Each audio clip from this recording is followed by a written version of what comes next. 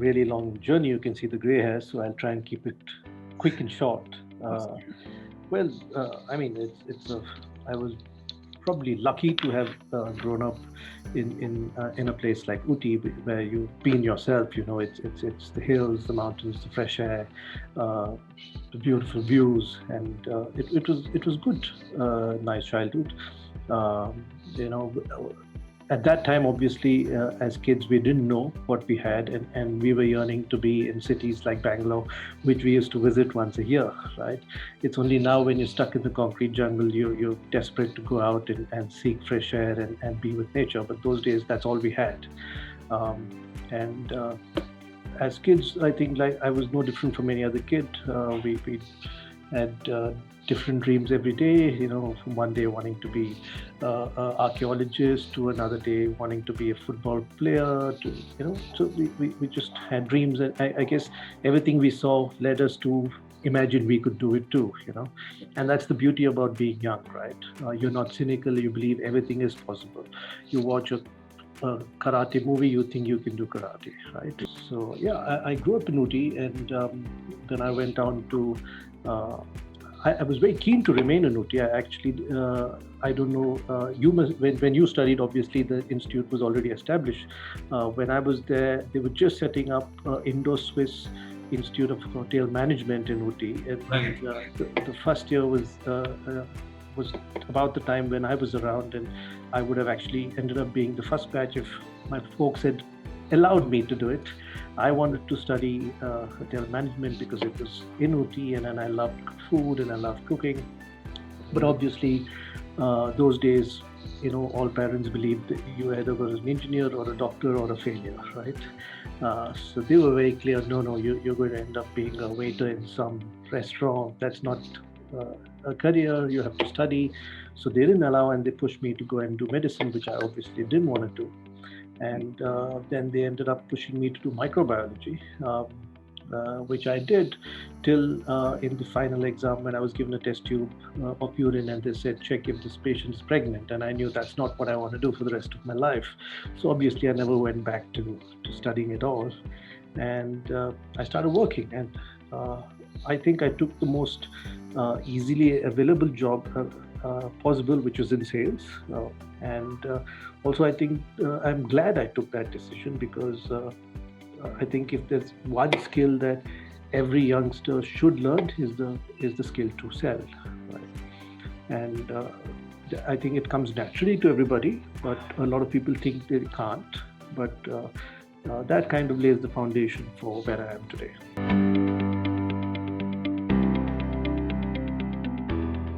Like they say, with the position comes responsibility, right? So it's always tough when you grow fast, because there was a time when I was in an organization where pretty much most of the people in the organization had spent more time in the organization than I'd spent on the planet, right? And how do you get them to first listen to you, work with you, right, and respect you, right? That was a challenge, and that was a great learning experience, because I had predecessors who, if you would send them an email, they would say, please fax me a request, and then I reply, because they didn't know how to operate a computer, right? So you had all types of people with all types of background, and you need to get sometimes down to somebody's level, sometimes up to somebody's level, to able to get the point across, right? And see, the funny thing is, I never was yearning for a CEO's position, or it was not like it was an ambition, right? All my life, if I've chased anything, was learnings. I'm very curious by nature, and I need to keep learning, right? And everything that I've achieved in life is only because of that quest to learn, right? So even much before being the CEO, if I look at my early career, right, I've generally ended up being the person who puts his hands up for a task that nobody else wanted to do, right? And that led me into new experiences, new learnings, and that gave me growth. So if I go back to 98, 99, when I was in Indian Express, they wanted somebody for the online division, and they said, who wants to do Express India Online? And nobody in the office put their hand up, and I said, I want to do it because I want to learn what is this, right? And we're talking about 99, before, all the .coms and the Googles and Facebooks. We had a big portal, right? We had Indian Express had India's first cyber pub in Bangalore, where you could browse the internet and have beer. Okay? Right. So we were like ahead of the time, and so it was a lot of learning, right? You had to play an evangelist role in educating people on what the internet is and what a portal is, right? And because of that, I got to learn before the others, right? When there were problems, I kind of always jumped in to try and solve it, that I grew. It was not with the desire for any designation or any of that. I've been an entrepreneur now for over 10 years, and you speak to anybody who's worked with me, they'll tell you we never have cards with any designations.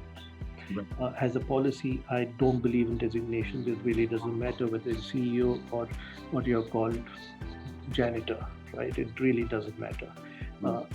So we believe in a zero designation policy in all organizations. Only when it comes to LinkedIn and places like that, where people need some designation so that people will respond to their queries, we allow them to use whatever they like. But otherwise, internally, we always believed in having everybody in the same designation, right? And in pretty much all my companies, I try and enforce a uniform so that from the boss to the fresher, everybody is in the same clothes. So there is no designation, there is no separate clothes, everybody is equal.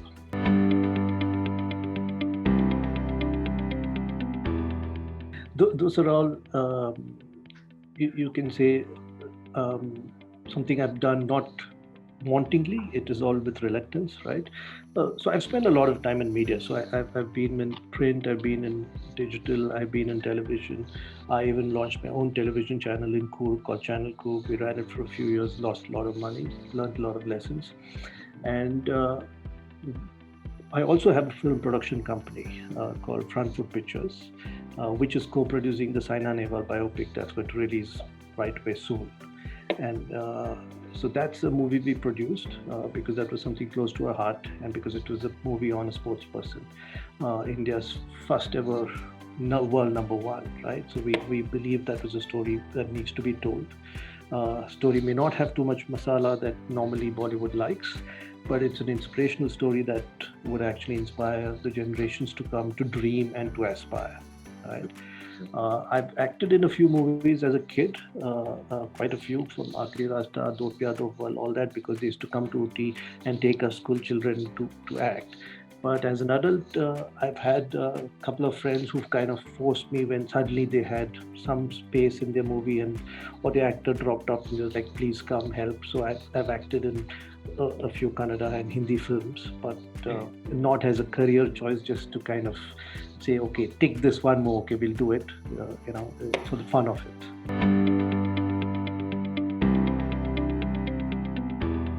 Obviously, the germination of my passion comes from having played sport myself as a youngster and having aspirations to have been a professional player as a youngster, which obviously, again, my folks didn't encourage and didn't kind of allow. Those days, there wasn't a career option in sport. So when the opportunity came to still live my passion, but from the business side of it, I obviously jumped at it. And I also, again, was always like normal ahead of time. So I jumped at a time when there were hardly probably handful of people in the business of sport, right? And we did, so I was fortunate enough to do tennis, golf, athletics, so many different sports I was involved in. Right now, obviously, 10 years after the IPL, the sports industry itself has developed an Indian team, but even if you make it to a Ranji level team, you will have enough money to live a good life. Other sports have also taken off. So sport as a career is now finally opening up in our country. And now the peripheral opportunities in the sports business, from training, coaching, sports science, food, nutrition, all of that also is coming along. So I'm finally seeing this industry grow. But when you compare the sports industry with what it is globally, we're still in our infancy.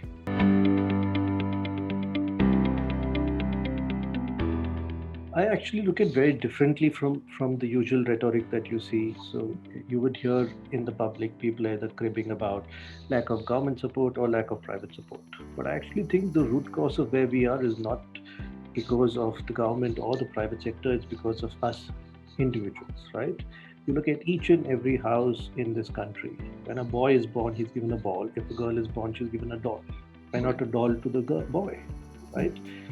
If you look at the Olympics, right, 50% of the medals, nearly 50% of the medals is reserved for women. If you look at India's achievement in the Olympics, it's because of the women and not because of the men, right? And this is despite us not encouraging women in sport, right? This is the country where if a girl goes out to play, the father, mother will scold and say either you do housework or they will say you'll become black, nobody will marry you, right? You're not supposed to go to a boy. It's just that at all levels, girls are not encouraged, right? If you look at the most successful country in the world, which is US in terms of Olympic medals, if you remove the women's out of it, they won't be number one. If you remove the women and make them another country, the US Olympic women's team will be third largest Olympic medal winners in the world. Right? So if you're looking at development, it has to come from every house. Right? Everybody wants their son to become Sachin Tendulkar, Virat Kohli. Do you know the amount of sacrifice that her Saina's parents have done for her to become number one? Right? That nobody wants to do. Right. So the challenge is there, right? It's when you make the first step, then you say, okay, now I need support from government, now I need support from sponsors, I need support from everybody else, right? You don't want to do anything, right? But then it's easy to sit and blame, right? The fact of the matter is the government spends thousands of crores on sports every year. It's budgeted, it's getting spent, right? Private companies are spending hundreds of crores on sponsorships, right? The reality is it's not a private sector's job. If you take Britannia, the brand manager in Britannia's job is to sell more biscuits, not to support some cricketer or footballer, right? If you do your job and you are doing well, then people will ride with you because you're popular, right? It goes back to the age-old saying, right? Content is king.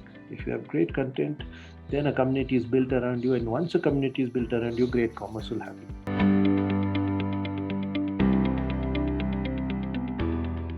See, I think we can outshine in any sport. Right. Okay. I don't think there's a sport barrier. Okay.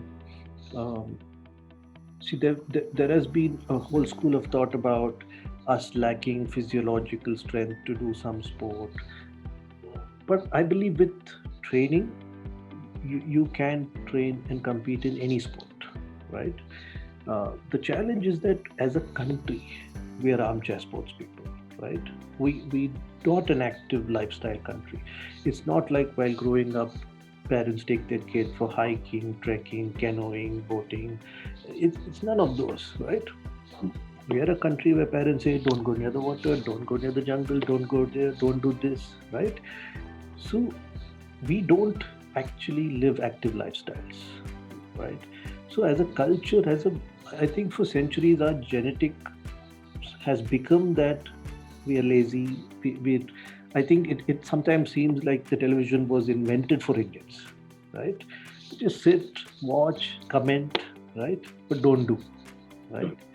So that's the problem, right? So it's just like I was reading about the British cycling team, right? For ages, for decades, they were never there. They didn't have any success till they got one coach who spent 10 years with them and converted them from nobody to the highest medal. They took, I think in London Olympics, 70% of all the cycling medals went to UK, right? So it's just because they had a methodical training method and they worked at removing 1% improvement in each aspect. 1%, not 100%, right? So that's the difference, right? So if today we decide, okay, we want to win medal in athletics, right? And if we put a concentration program and if we focus all energy, we will be successful.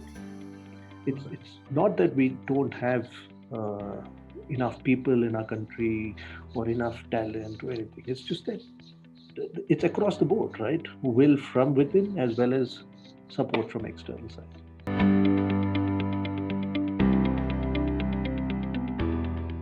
See, it's always media based, right? Uh, Media entertainment forms culture, right? What you see, what you observe is what actually ends up imbibing. And we are all results of the influence of our surroundings, right? So, simple example, if in your office, let's assume in the whatever communal space, the cafeteria or whatever, if you keep donuts and pastries on the table, anybody passing by will end up eating donuts and pastries. You are influenced by what you see, right? Uh, a decade ago, if you looked at any rich person in the country, it meant they had a big pot belly, right? Means you were successful and rich. If you looked at any of the cricketers those days, they were not healthy, right? Yeah. They were all obese, right? If you looked at Bollywood stars, actresses, they were all plump because that's what you see around, right?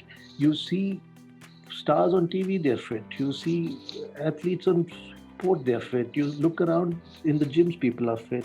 You look at any ad, the model is fit, right? So what happens to you? You think you have to be fit too, right?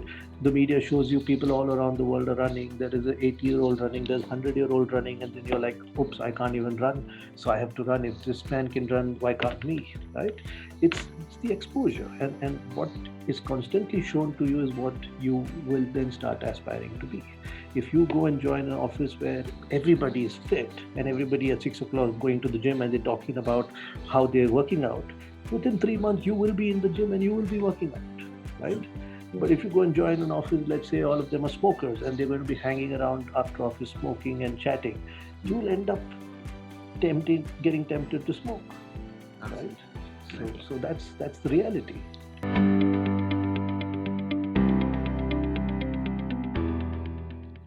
See, as I've already spent a lot of time in sport, I always wanted to have, one aspect of sport covered, which was the product, right? And so we were kind of wanting to build something for Indians, right? Because I always believed that uh, pretty much everything around is imported. Now everybody's ordering a cappuccino instead of a filter coffee just because that's what the cinnamons drink, right? Now, do we like it? Does it suit our palate? We don't care, right? So I looked at everything that was available around, and I always felt this was designed for the Western world and not for us, right? If you looked at what existed or what exists even today in bulk of the market, what is sold to you as sportswear is basically polyester or nylon. It is very hot and sticky. If you actually wear one of this and go for a workout, you'll have to peel out this from yourself, and you will be a sweaty mess. In a tropical country like ours, you don't need something so sticky and so hot, right? Which is when I was talking to Milind and I was telling him, see, this is what do people do in your events? He owns Pinkathon, which is probably the largest women's running event. I was like, what do people wear? And he said, they wear sari, salwar, burqa, tracks. I was like, what? People run in sari, salwar, tracks, and burqa? He said, yes. I said, how many wear sports gear, like a proper running shorts? Single digit percentage, right? So, which is when we got talking and we were exchanging ideas about the need for something for Indians, right? Because our body type is different, our environment is different, and our sensibilities are very different, right? In the West, the whole sensibility is about showing off your assets. In India, it's about covering your assets, right? So we realized there's nothing for them. So you take a brand like Lululemon, they became very big because they showed off your assets. If you had big booty, you showed your backside, right? It made it look bigger. It made it made it more prominent, and which is why it sold, and it became such a big brand.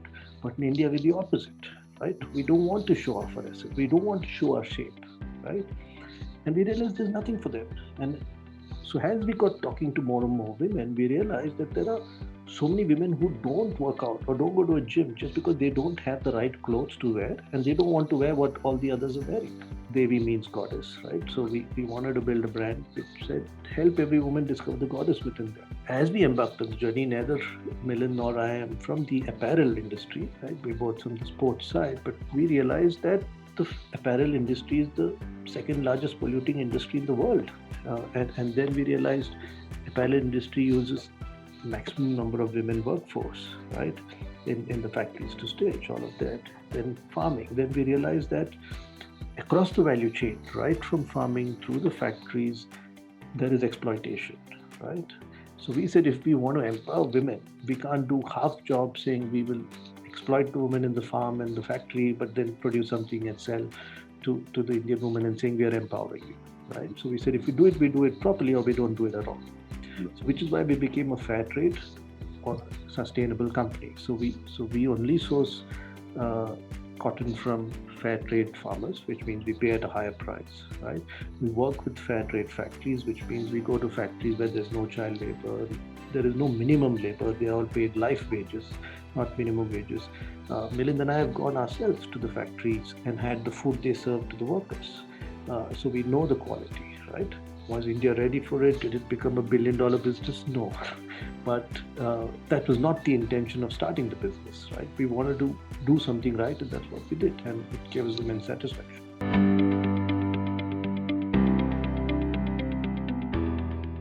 See, athletes have that work ethic, right? Which is why I try and hire as many former athletes as possible whenever I am working, wherever I work, because they come with discipline, right? But I used to earlier believe that entrepreneurs need to be that obsessive, people who work 20 hours a day and they go in and out. But of late, over the last few years, I've realized that's not the approach that I recommend. I kind of now believe that, there's this whole work-life balance crap people talk about is all bullshit, because there's nothing called work-life balance, because work is also a life, part of life, right? Work is life and life is work. It's not like, they're different things that when you're working, you're not living, or when you're living, you're not working, right? And the problem for entrepreneurs is they're working 24/7 anyways, right? Even if they're at home, your mind is still thinking about work. The art is about finding that balance, right? A lot of people think that if they work 20 hours a day, they're going to achieve, right? But in reality, it's humanly not possible, physiologically not possible to work 20 hours a day, which means somewhere you're wasting time doing something, you're browsing or you're chit-chatting, having coffee. I think if you spend that 2-3 hours of quality work, you will achieve more than 20 hours of just spending time thinking you're working. The reality is that the same 80-20 principle, right? 20% of the time will give you 80% of the results, and 80% of your work will give you only 20% of the result. It is about identifying that what is the task to be done, doing that on properly focused, and then relaxing the remaining time. You don't need to unnecessarily stress yourself, right? Because 90% of the entrepreneurs I know run around like headless chickens, right? You ask them, I have no time. What are you doing? They don't know, right? What is so life-changing that if you say, sit down, let's have coffee, they no, I don't have time, I have entrepreneur friends who, if I call them, they'll say, can we have a call 20 days later, right?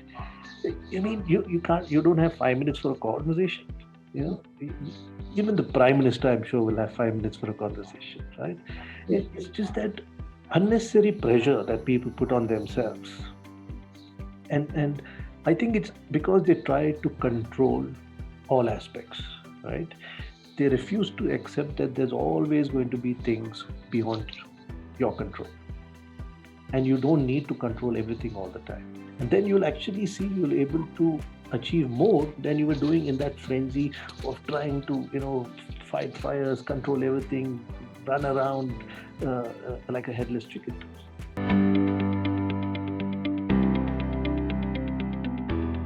I've come to realize that we actually can't control everything. And 2020 has taught everybody that nothing is going to be predictable any which ways. The reality is we go to bed every night without clarity if we're going to get up next day, but we behave as if we are so confident next day we're going to get up, right? I think accepting that space and not trying to control everything will just calm you down, right? See, it's what happens is not really important. Right. How you react to what happens is the only thing that's important. They are reacting to what happens, and they're questioning everything on what's happening, and they're not focusing on what's in their control, but they're trying to focus on everything that's not in their control, right? And that is why they're sometimes unsuccessful, most times or pretty much all the time unhappy, right? And most of the time unproductive, right? Because if you learn to accept everything as is, right, and then figure out how to handle things, it's far more easier than trying to control all aspects. See, I understand this. I used to believe that only the paranoid survive. It was always about paranoia, right? Wondering what could go wrong, what could go wrong, what could go wrong, right? But then you realize that if you make a decent checklist and if you tick those checklists off and you double check it, that's it. You don't need to after that fret, right? If you followed the system, the process, and put the checklist in place, you'll be fine. And in the eventuality something goes wrong, we'll figure out, we'll cross the bridge when you get there, right? There's no point hyperventilating before that, saying, what's happening? Oh, this guy is not answering. Where is he? What's happening?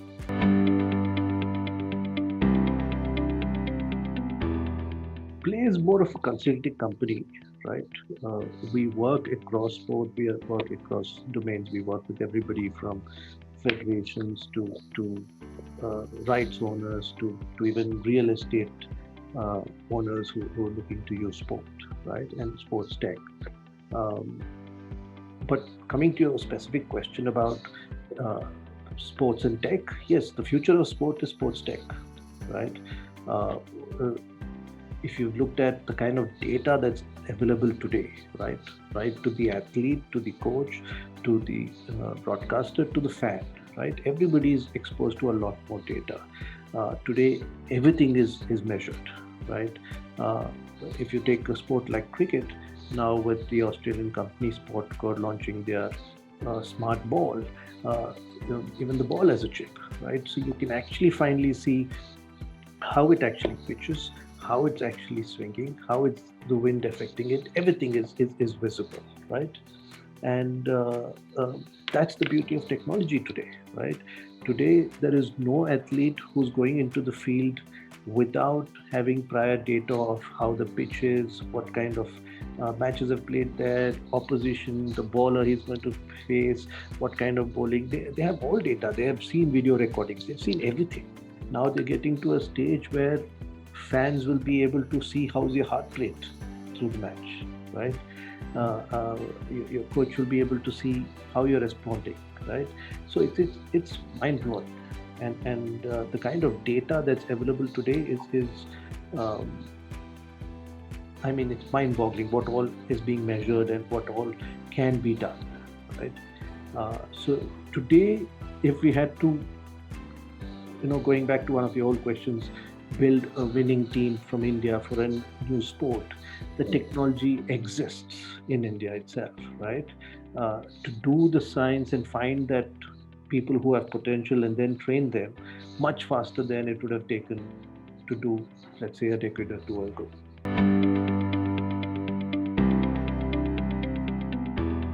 See, the basic philosophy is anything that can be measured can be improved. So we went with this thing saying, this is a natural born talent. We gave it stuff so that we gave it words so that people believe this is not measurable. Somebody was born with it. The reality is everything is learned. Everything else that we've learned after that is our learnings, right? Now with technology, you're able to measure everything. So then you can make changes, right? So you can improve that 1%, somewhere, and that makes a drastic change in the end result.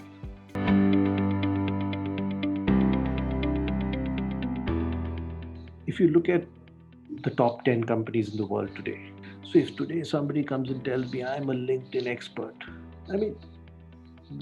what do you mean expert, right? It's not like you've been doing it for 3-4 decades, right? Uh, Half the stuff is evolving so quickly, right? Before you can even complete and explain why you're a LinkedIn expert, something else is trending, right? So the world is evolving, right? And evolving very quickly, right? And technology is enabling that quick transition. So I think boundaries are in your head, right? Uh, the way I think is that my philosophy in life is, can I add value, right? So when I approach any meeting, any organization, anything, I'm looking at, can I add value, right? Can I leave this place better than I found it, right? So if that is the approach you take to anything, right? So tomorrow, let's say somebody running a chain of restaurants come to me and say, can you help me reinvent myself? I will, right? Uh, do I have F&B experience other than eating food and cooking, experimenting with some food? No. But can I add value? Surely I can, right? Because I'll bring different perspectives, different knowledge base. I'll then bring in different partners to come and help them out. So the point is that I think the mistake a lot of people make is they think you need domain experts in certain domains, but most of the domains today are so young and so dynamically changing that there is nothing called domain expertise. The guys who made it were lucky. The guys who didn't were not that lucky.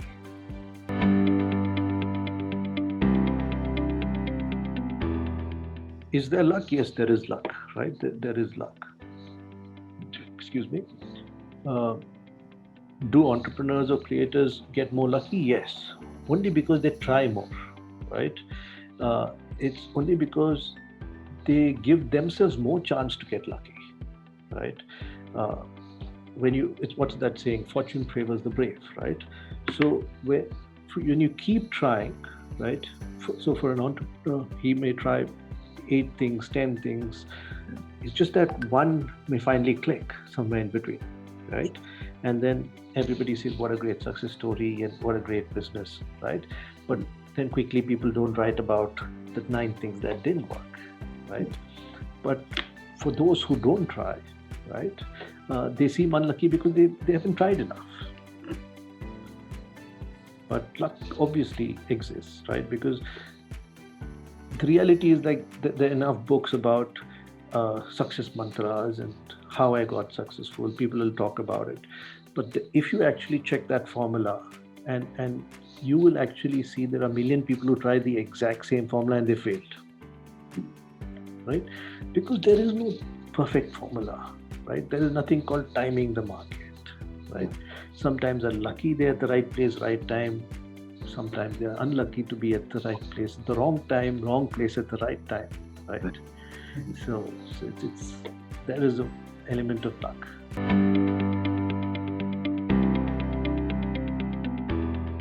See, did we get affected by the pandemic? Yes, we did, right? We were looking to raise some money for Devi. We're having some interesting discussions. All of that got shelved, right?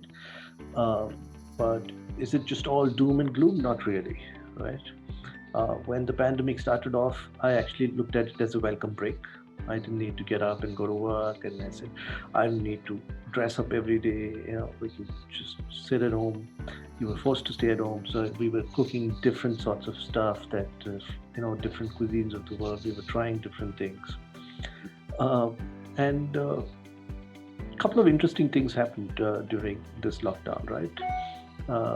Apart from spending time with your family, you also started reconnecting with a lot of friends, right? A lot of people started reaching out. My schoolmates started forming WhatsApp groups, and I was joined in. So there were people I was connecting with after decades, right? And then obviously there was the other side where people were losing it, right? So I was talking to people when I heard the way they were talking, I realized they were really depressed and distressed, and they didn't know what to do, right? Somebody I know works in a company where about 10 people committed suicide in their company, okay, in a week. And that got me thinking, because see, for us entrepreneurs, we go to hell and back multiple times, right, in our life. And this was another day in office for us. But for a lot of people, they didn't know how to handle it. Which is when I said, okay, I'll sit and write something for them. And I ended up writing that book for them. And the whole objective was, even if it prevents one person from doing something stupid, then it was worthwhile. Right? I always wanted to write, and this gave me time in the lockdown to write. Obviously, I was never thinking of writing a self-help book. I was planning to write something else. But then I said, this is the need of the hour, because, I initially couldn't understand why people were reacting the way they were, why they were so distressed about the pandemic, and about whatever job losses, business losses, because it's not really the end of the world. And then I realized that I've had my weak moments when I also felt like it was the end of the world and I didn't know what to do. So I said, let me sit and write, and hopefully it'll help somebody.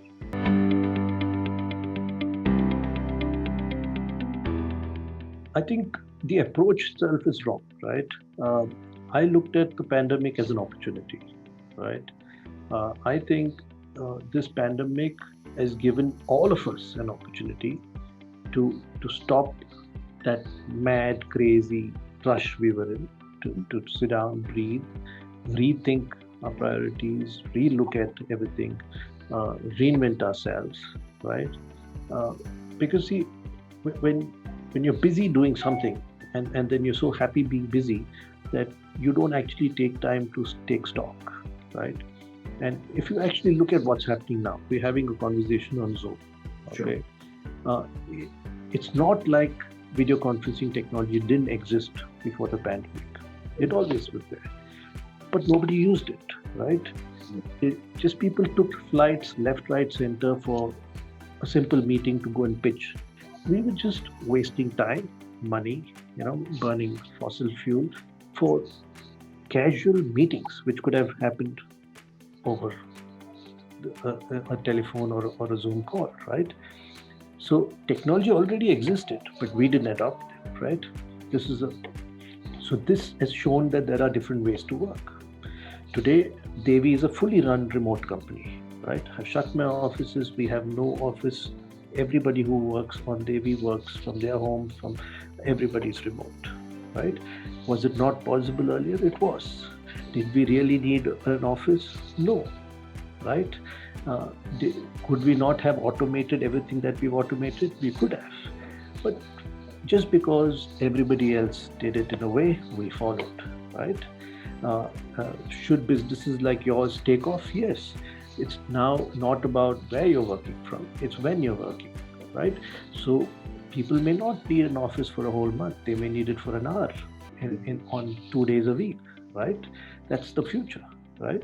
So the pandemic is actually an opportunity to reinvent yourself, right? And if you've looked at the pandemics of the past, everything that is great today, from our healthcare system to great inventions, all came through the pandemic.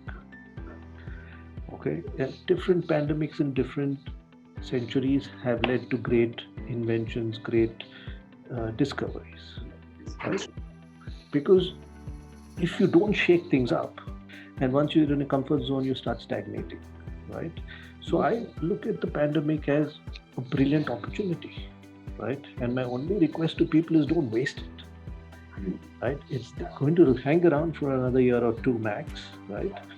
But if you don't use it now, it's such a waste of an opportunity. You don't get such opportunities again in your life. It's probably once in a lifetime opportunity, right? And from everything from rethinking your priorities to reflecting upon yourself, to reskilling yourself, to changing the way you work. This is brilliant opportunity, right? And I think this is where the boys and the men get separated, right? I remember tweeting a joke in April saying this month Devi's turnover is equal to Maruti and Hyundai's turnover, right? Because everybody was zero that month. It was lockdown, right? So it just brought everything level, right? It didn't matter whether you had an Ivy League education. It didn't matter whether you were in Bathinda or in Bangalore, right? It's what you're going to do now. That's going to determine where you're going to be a few years from now.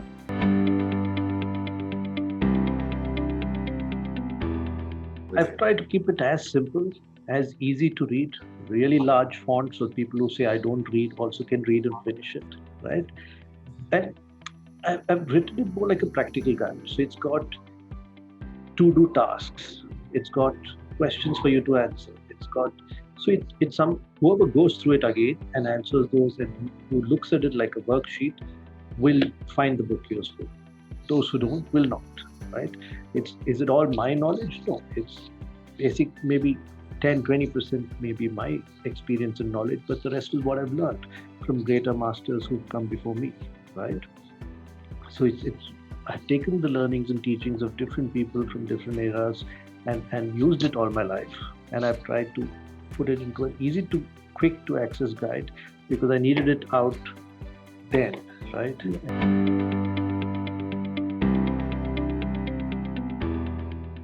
Quite hectic actually. I wake up between 5 and 6 different days, sometimes 5:30, 6. I try to get in an hour's meditation first before I step out. But if I'm late, then I have to step out because my dog needs to go for a walk. And then there's obviously a leisure walk with the dog. And then once I get ready, healthy breakfast. And by 9:30, 10, I'm on the computer.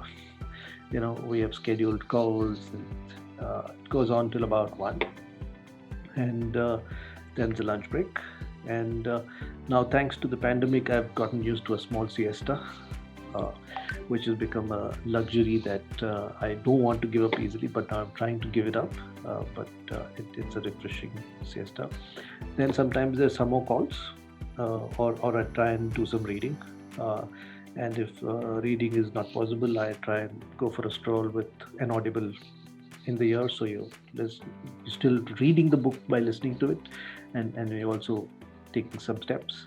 And again, evening is a long 2-hour walk with the dog because going out, sitting in the grass, being with nature is really refreshing, and spending time with animals. And they come back and then you start your wind down. Off late, I've been trying to do intermittent fasting, so I don't usually eat after my lunch till the next day breakfast, so there's no dinner. So, and I try and wind up early because the longer you stay awake, then you're tempted to eat something, especially when the wife is having dinner, then you're like, what are you eating? That looks tempting, a little bit of Netflix or something, but otherwise I try to go to bed early. So that's my boring lifestyle.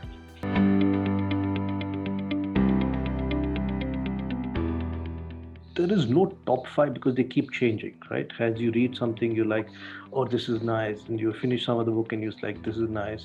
So there are friends to whom I recommend. It's like I just finished The Psychology of Money yesterday, which a friend had recommended, and I think it's a very interesting book.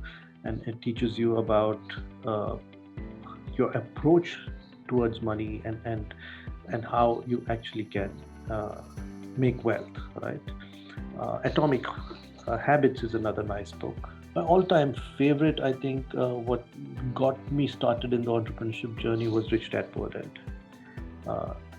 Read it ages ago, and I think I haven't reread it again of late, but I'm going to do it again sometime soon because one advice I have for all people is don't ever read a book only once. Reread it every now and then, because every time you read it, you will learn something new that you didn't learn the first time. Because a lot of us are in a habit of reading, and it's just like I know somebody who reads a book a day, and I don't know how much he will actually remember if he's reading so many books every day, because I think humanly only X percentage will stick, right? And after when you reread it, you will learn newer aspects, you will get a deeper understanding of each subject. So I think you have to go back and read the books again. It really doesn't matter if you read 1,000 books, but if you read 100 books properly, and the bigger learning is if you haven't implemented what you've read, then there's no point in reading at all. So even if you read one book and implemented it, that's far more greater success than reading 100 books.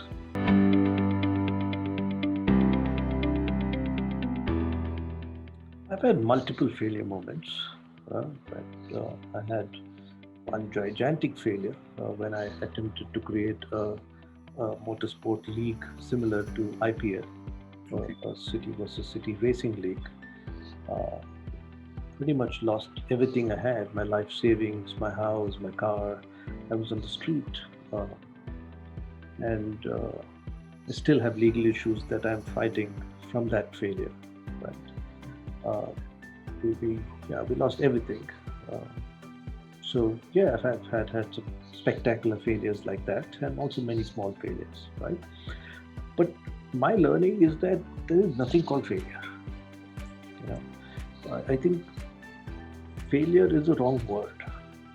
I think they just learning opportunities, right? You make mistakes, you stumble, you course correct, and you move forward, right? I think it's only a failure when you don't learn from it, right? And the only problem is each of these lessons, instead of failures, there is a price you pay, right? The higher you go, the bigger the price you pay, and the bigger the lesson, even greater the price you pay, right? So I I think the key things that if I have to share is it's like when this failure happened and I lost everything, right? I lost everything I worked all my life for. It's hard to accept because the businesses you work, the brands you create are like babies of your own, right? You're emotionally attached. And I think that's the first mistake people make. I think if you learn to treat them as what they are, which is businesses that you're working on, and if it didn't work, accept it, right? Cut the cord, move on. But because we cling on and we try so hard to make it work, we have this false notion of sunk cost, right? That we've already spent so much money, so much time, it can't go down. So you put more time, more energy, more money, and everything goes down, right? I think the quicker you can learn from that. Similarly, a lot of us take that failures, those mistakes personal, right? We think it's like I didn't go out, didn't meet people for a long time. As if I thought what are people going to tell about me? But the reality is people don't care. It is in your head that you're thinking you're a failure. What will people say? What will family say? Nobody has time for you. Nobody gives a damn. If you fail down, they'll say, I knew you'd fall down, right? Because they don't care, right? Nobody really cares about you, right? If you have a problem, they don't care. If 90% of them don't care, the 10 who care are happy you have it, right? So the reality is the quicker you shake yourself up, right, and move on, the better for you. Because in reality, nobody cares. Until unless you're going to call them and ask them for help, and they'd be like, "Arey, this bimari is going to come to me too," right? So the reality is, the quicker you accept that and you stop being so taking yourself so seriously because nobody else does, you will evolve back, right? And then the age-old saying, right? This too shall pass. The good times get over, the bad times get over, everything gets over. At that time, in that moment, you think it's the end of the world, but no. Years later, you look back and say, I survived, right? It's just, that's all that matters. I read somewhere, it doesn't matter how you feel deep inside, just get up, dress up, and show up. The best is yet to come, right? So I think if you haven't failed in life, you're not going to achieve anything anyways, right? The problem is if you read biographies, if you read all the media coverage of success stories, nobody spends time in telling you how many times they fell, what all they've gone through, right? How many times each of those successful people thought of committing suicide, thought the whole world was over, right? And in hindsight, anyway, the world looks 2020, right? So the whole past, we always look through rose-tinted glasses, so we forget what we went through, right? So everybody goes through. What you go through when you fall is nothing unique. Right. Everybody's gone through it, right? And the day you realize that, you'll bounce back quickly. But if you don't, right, then you're stuck there.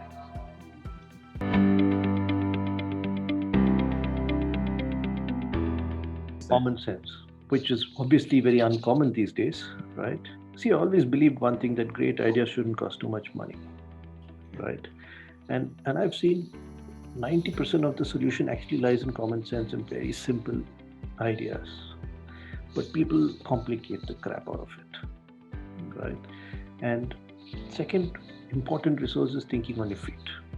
You cannot, if you cannot think on your feet, you cannot be successful. I think these are the two most important resources. Everything else, yeah, I can tell you, design thinking, this, that, all that is all crap. If I look back at, if I have to say, what is that one thing that helped me? I always could see what most people couldn't see. Okay. I don't know why, but I always could see. So anything and anywhere I could see. So like I said, if tomorrow a florist comes and says, help me build a flower business, I would see what usually even the florist is not seeing in his business. But I see what most people can't see. But what I see is only possibilities, and it's just a vision, which is built on common sense, and I'm thinking right then and there, right? It's not something I have to pre-prep, because they're busy focusing on what can't work, why it can't work, right? They're more in that. I think majority are tuned to look for negativity. I think human beings are designed naturally to look for negativity because of our whatever ancestral brain is built that way, to always look for fear and look for trouble, right? So we don't see what is possible. We always see what is not possible. You share it with your friends or family or somebody, first they will tell you why it's not possible. Very rarely will somebody say, "Arey, this idea, this can become so big and can become so big, and I can see where it can go," right? Everybody will tell you where it can't go. If you can inculcate that part of your thinking, which is why I recommend daydreaming.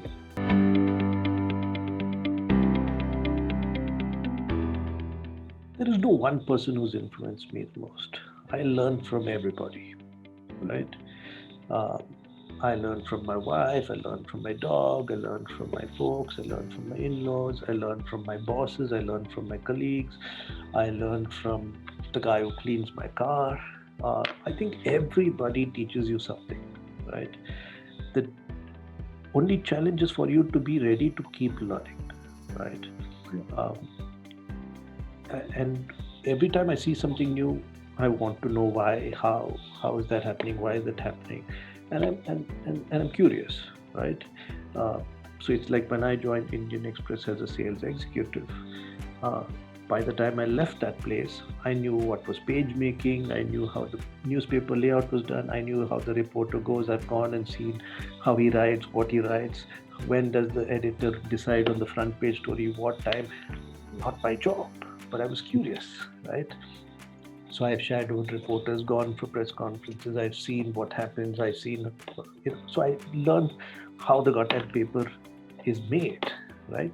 If you're interested and you're curious, you will learn about every industry, everything, and then you're able to spot the opportunities, right?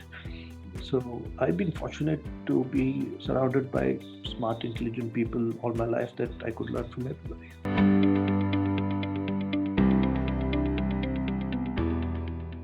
Over the last 10 years, I've had at least over 100 interns. Okay. So a lot of kids go abroad, spend their father's hard-earned money, blow it up, do sports management degrees, spend lakhs of rupees, come back, say, I want a career in sport. Finally, I end up seeing them checking some ticket in some IPL match, right? That's an usher's job. You don't need education for that, right? So people think sports means glitz, glamour. They say entertainment media is all glitz, glamour, right? It's not, right? It is a lot of blood, sweat, dust, right? When you see an event, when you see a live concert, it's not the concert, it is that 5 days of building that stage, the sound checks, the night, day, wire getting burned, fixing it, getting generator. That's the business of entertainment, right? That's the business of sports. When somebody watches a movie or a song in the movie, they say, wow, they don't see the 100 retakes in the same sweat, and they have to wear the same costume because they can't change the costumes. They're stinking, sweating, struggling in that heat, and then those harsh lights, the makeup. What goes in, people can't see, right? And that's the myth about our industry, because people see the glamorous side of it, right? But it's not glamorous for anybody. So even if you take somebody like Saina Nehwal, right? They say, oh, so talented, world class. What does it take to be world class? How do you become number one? I've seen her live in the Badminton Association. You can call it dormitory, right? I wouldn't want to stay in a place like that, right? But stay there, live there, get up in the morning, train, don't go for movies, don't go to restaurants, don't hang around with friends, train, work out, train, go to the work, play, work out, train, work out. That's what it takes to be where you are, right? People don't see that, right? They only see the shine, the interview, standing with the Prime Minister and say, how lucky, right? They see the fancy cars, but what went in, people can't see, right? So the whole media, sports, entertainment industry is all that, right? People see only the 5%, right? But they don't see the 95% behind it, what went into getting that to look the way it looks.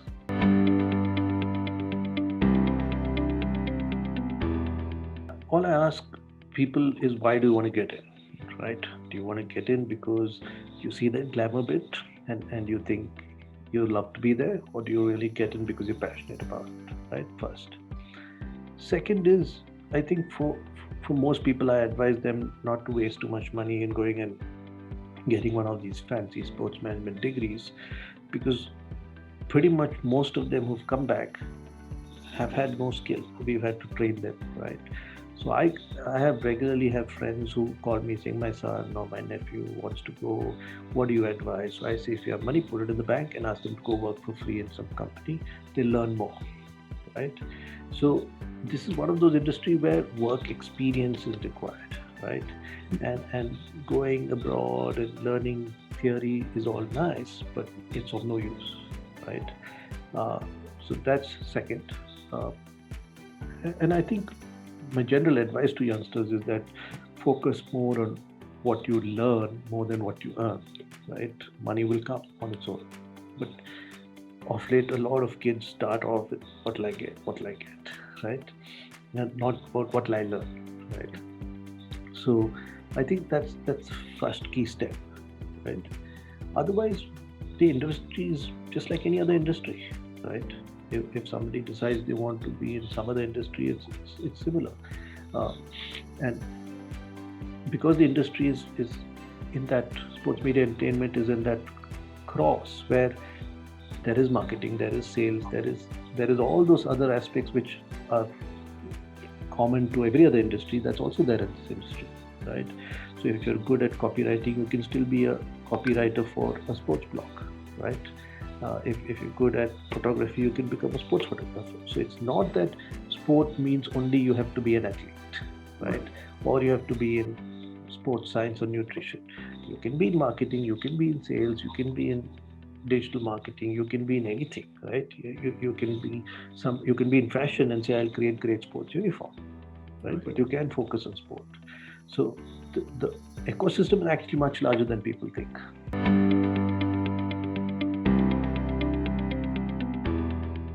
I don't believe in this big, gigantic impact. I think it's those small impacts in every space that if you can do, right, that will make a greater change. Because initially, I was also, stuck with that thought of, can we create something large, right? But over time, I realized that what is more essential is smaller changes than large changes. So to give you a simple example, one of my pet projects has been wanting to build a not-for-profit to encourage more women to play sport. Okay, and I call it the Active Girl Program. Initially, our dream was, can we produce 1 or 2 Olympians, right, from this country through this program? But over time, I realized that the day I'll be successful is not when I produce 1 Olympian. Yes, that may make you famous. But if I've got 100,000 school kids playing one sport, that's more successful, right? So can you do smaller changes, right? It could be something as simple as, can we get one government school to put up a basketball court, get a basketball coach, gift some hoops, and train 100 girls to play basketball. And 6 months later, do a small basketball tournament for them, right? And if you can do small such movements, you will actually create a change than producing that one inspirational. I'm not saying producing that one inspirational person is not important, but I think that's what everybody's chasing.